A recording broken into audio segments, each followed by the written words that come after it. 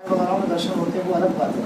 परंतु इस प्रकार से जय हिंद जय भारत, मैं शंत युवराज आज पंजाब के अंतर्गत में आ चुका हूँ और पंजाब के अंतर्गत में हमारी एक टीम है पूरी और मुझे बड़ी खुशी हो रही है। मैं पूरा परिचय आपको अभी थोड़ी देर में दूँगा।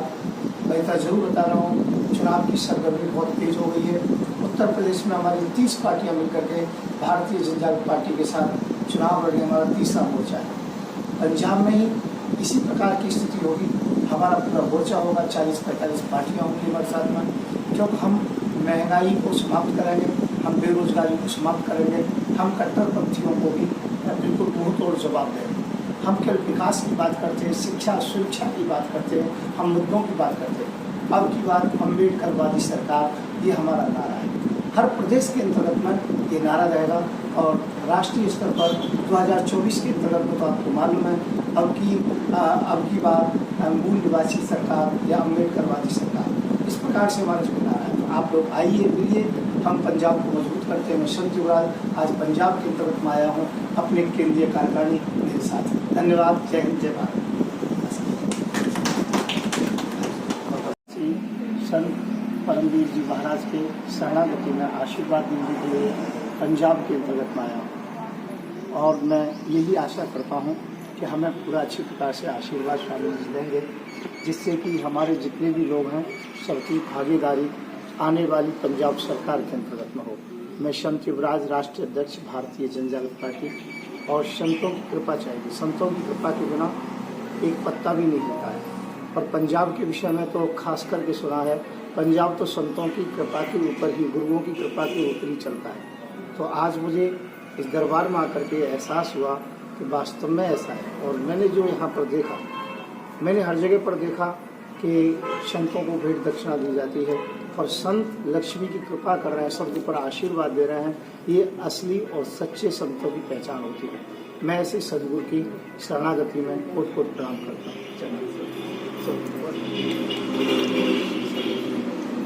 अच्छा ठीक है। शंत युवराज राष्ट्रीय अध्यक्ष भारतीय जनजागृत पार्टी आज पंजाब के अंतर्गत में आया हूँ, जो चुनाव का बहुत ज़्यादा बिल्कुल बन चुका है और अभी कल परसों एक विशेष मीटिंग हुई है जम्मू कश्मीर के विषय में, और आज पंजाब के विषय में मैं यहाँ पर आया। और मेरा एक ही अभियान है सबसे बड़ा कि हिंदू मुस्लिम सिख ईसाई सब मिल कर के रहें और सबके अंतर्गत में अमन चाहिए। जब से एक सरकार आई है, उस सरकार का नाम तो नहीं लूँगा, पर केवल मुद्दे हिंदू और मुसलमान के हैं, मंदिर के हैं, मस्जिद के हैं। महंगाई से नहीं लड़ पा रहे हैं, बेरोजगारी से नहीं लड़ पा रहे हैं, इसलिए इन सभी से हमको लड़ना है। हमें महंगाई दूर करनी है, बेरोजगारी दूर करनी है और हिंदू मुसलमान की जो दरार हुई है, इस दरार को स्थायी को मिटाना है। अब देखिए मेरे साथ में कौन कह सकता है कौन हिंदू और मुसलमान अलग हैं? हम सब एक हैं। हम सब गंगा जमुनी तहजीब से जी रहे हैं। हमने बचपन से एक ही बात सुनी है, हिंदू मुस्लिम सिख ईसाई आपस में सब भाई हैं। तो इस मिसाल को हम दोबारा से कायम करेंगे। मैं शंत युवराज पंजाब में इसीलिए आया हूँ। आप लोगों से मेरा आग्रह है, केवल विकास की बात करें, मुद्दों की बात करें, हिंदू मुसलमान की बात ना करें, मंदिर मस्जिद की बात ना करें। धन्यवाद आप लोगों के लिए। आप मुझे इस बात के लिए ज़्यादा से ज़्यादा जितना आगे प्रचार करेंगे और एक दूसरे से मिल करके रहेंगे। धन्यवाद। अमन और शांति चाहता हूँ।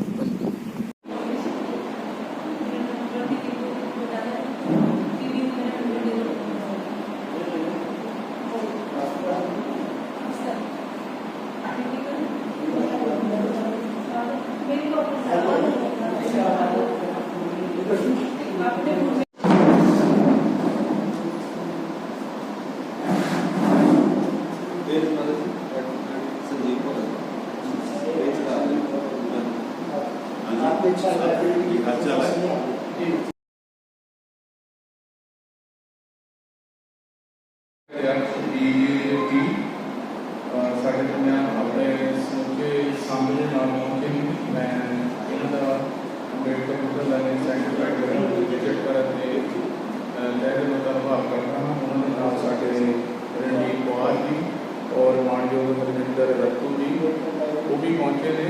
ਸੋ ਅਸੀਂ ਉਹਨਾਂ ਦਾ ਵੀ ਇਸ ਵਿਜ਼ਿਟ ਤੇ ਉਹਨਾਂ ਦਾ ਹਾਰਟਲੀ ਵੈਲਕਮ ਕਰਦੇ ਹਾਂ। ਸੋ ਮੈਂ ਉਹਨਾਂ ਨੂੰ ਬੇਨਤੀ ਕਰਾਂਗਾ कि वो किहो जी एक्टिविटीज़ कर रहे हैं समाज में की करना चाहते हैं, उसके बारे में थोड़ा आपको जानकारी देने को बात कर रहे हैं। Thank you. जय जयकार। मेरे तो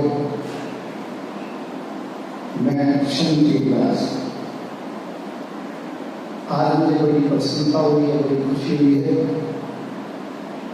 कि जब मैं लुधियाना के पर्वत में आया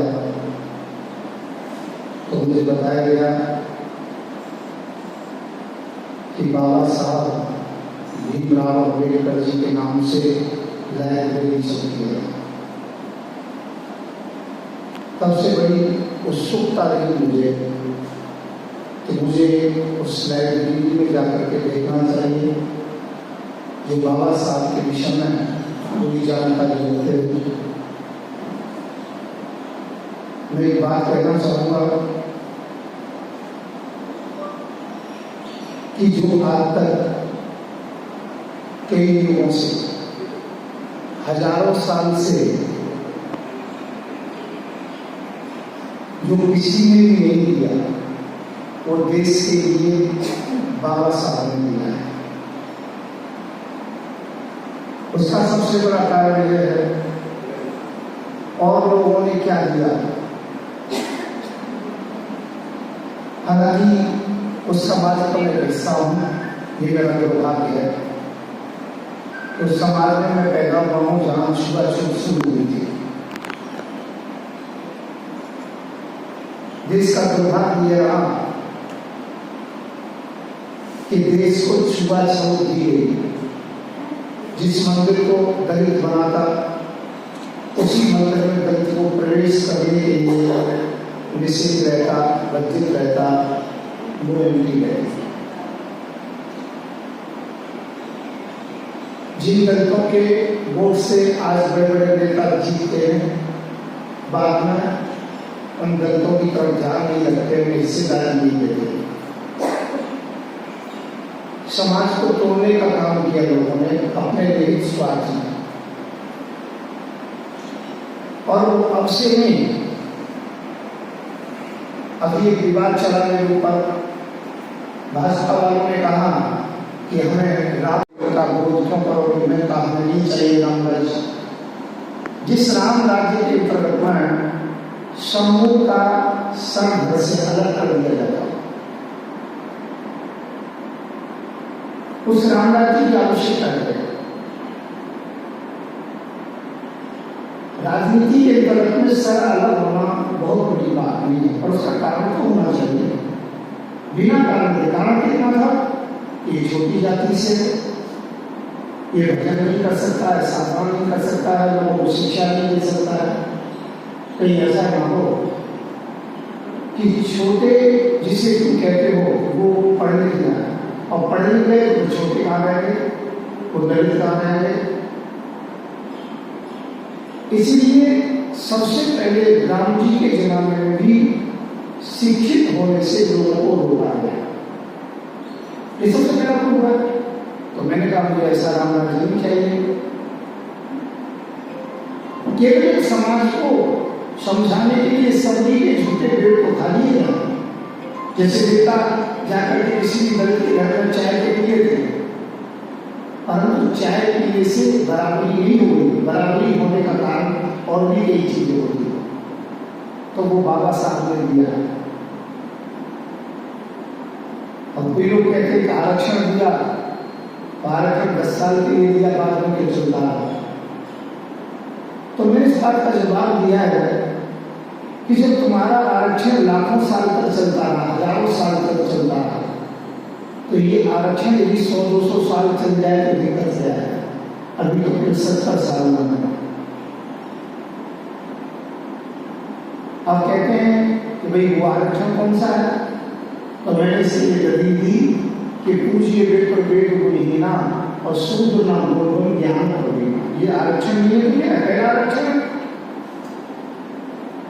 सबसे पहले आरक्षण शुरू कर दिया आप लोगों ने कि मंदिर की पूजा तो पंडित ही करेगा, दान दक्षिणा तो कोई लेंगे, और दूसरी जाति से, दलित जाति से वो कितना भी विद्वान करना हो, ज्ञानी क्यों नहीं हो, वो पूजनीय योग्य नहीं, वो मंदिर नहीं बना सकता, वो अपने को साधु वेश धारण नहीं कर सकता, वो प्रवचन नहीं कर सकता, अपने को महात्मा नहीं कर सकता।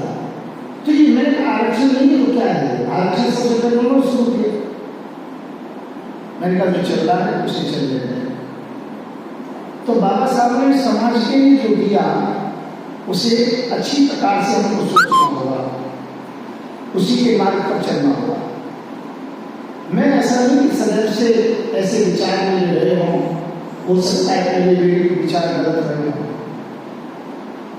परंतु मैंने जो ज़्यादा देखा, गहराई से समझा, जगह जगह पर गया, दूसरे देशों में काम किया, तो मुझे लगा कि हमारे देश में तो बहुत संकुचित विचार है। छुआछूत यदि कोई है तो केवल भारत में है, इंडिया में, और कहीं नहीं। छोटे और बड़े का कोई मापदंड है तो केवल भारत से अंतर्गत में है। मैं आज से कई साल पहले फिजी नाम के देश में गया कथा करने के लिए। मुझे वहाँ जी लग गया, वहाँ रहने लगा। मैंने वहाँ प्रचार प्रसार किया। मैंने वहाँ हिंदू और मुसलमान को एक किया। लेबर पार्टी नाम की पार्टी थी, उस पार्टी को हमने क्रियान्वित कराया। उस पार्टी की नीतियों के विषय में हमने जाना, समझा, लोगों को समझाया। तो फिजी में 60% इंडियन लोग हैं, पर वो इंडियन लोग को वहाँ पर इंडियन ही कहा जाता था, उनको फिजियन नहीं कहा जाता था। और वहाँ के लोग सोचते थे 150 साल हो गए तो हमें तो फिजियन हैं, हम जिस देश के तरफ ना उस देश का अपना नाम लिखा मिले। अंग्रेज ले गए थे कभी गन्ने की खेती कराने के लिए, तो मुझे बड़ा दुख हुआ। तो मैंने कहा यहाँ किस प्रकार से वो बराबरी है। तो लेबर पार्टी बनी। लेबर पार्टी के अंतर्गत में हमने वोट वहाँ के स्थानीय लोगों को जो ये टिकट दिया और अपने लोगों से कहा केवल काम करते रहिए, देखिए इसका क्या काम होगा। 65% हम विधायक लेके आए वहाँ पर, जो कि सांसद लेकर के आए फिजी के अंतर्गत में। फिजी आइलैंड है न्यूजीलैंड के पास। और फिर हमारे देश का प्रधानमंत्री हमने बनाया महेंद्र चौधरी, शायद आप लोगों को मालूम हो के पास। 2-3 महीने मामला ठीक चला। एक सुबह आकर के देखा पुलिस आ गई, मुझे घसीट के ले गई, आंखों से पट्टी बांधी, फिर मालूम पड़ा, बोट में बैठा दिया।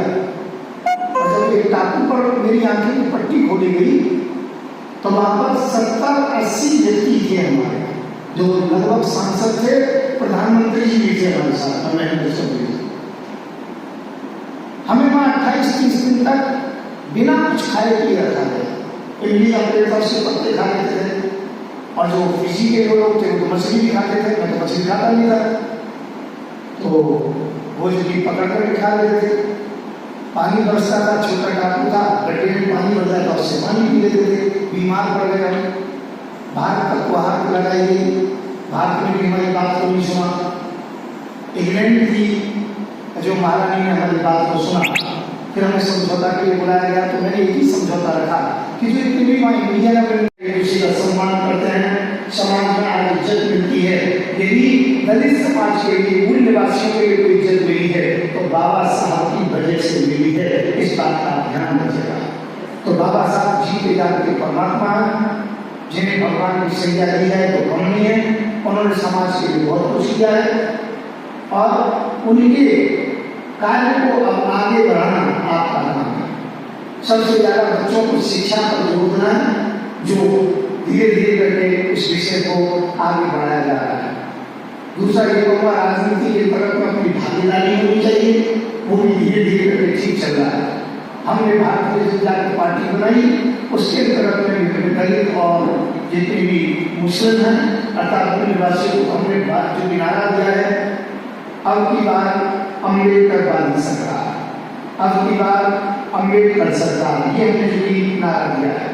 ना मंदिर ना मस्जिद, काशी, पीएम होगा मूल निवासी, ये जो भी हमने याद किया है। तो मैं ये कहना चाहूँगा, जो मिलना चाहिए थे अम्बेडकर जी के लिए, बाबा साहब के लिए प्रधानमंत्री की सीट यदि ये मिली होती तो देश इतना पिछड़ा नहीं होता। पर उस समय खींचातानी हुई, देश का विभाजन करना पसंद कर दिया, पर अम्बेडकर जी को प्रधानमंत्री की सीट देना लोगों ने पसंद नहीं किया। अब उस स्वप्न को 2024 में हम पूरा करने जा रहे हैं। इसी संदर्भ के तहत मैं पंजाब आया हूँ, परंतु मैं अभी केवल आपस में अपने कार्यकर्ताओं से, कलाकारों से इस उद्देश्य को लेकर के दोबारा आऊंगा, फिर आप सबसे भेंट होगी। आप सब ने यहाँ पर सम्मान किया, मुझे बड़ी खुशी हुई और यहाँ पर जो लाइब्रेरी है इसको देख करके बहुत खुश हुआ, बहुत पसंद हुआ। हाँ भैया का नाम क्या है?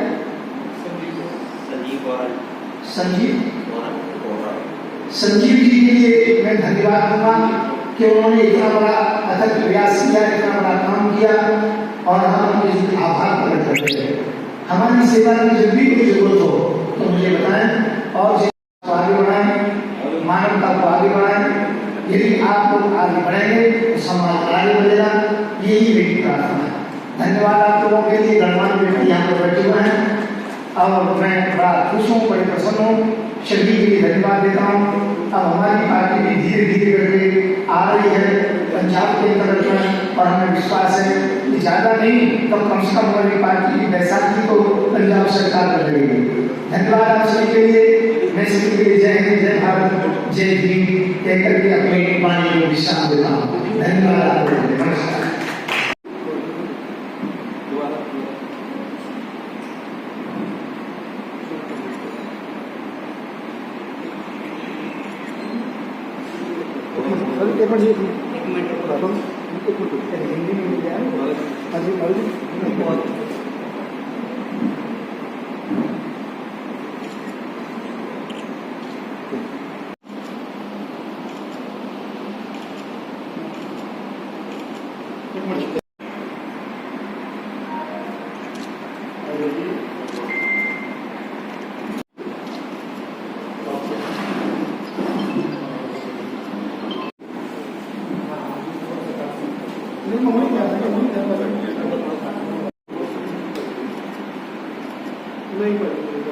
ओके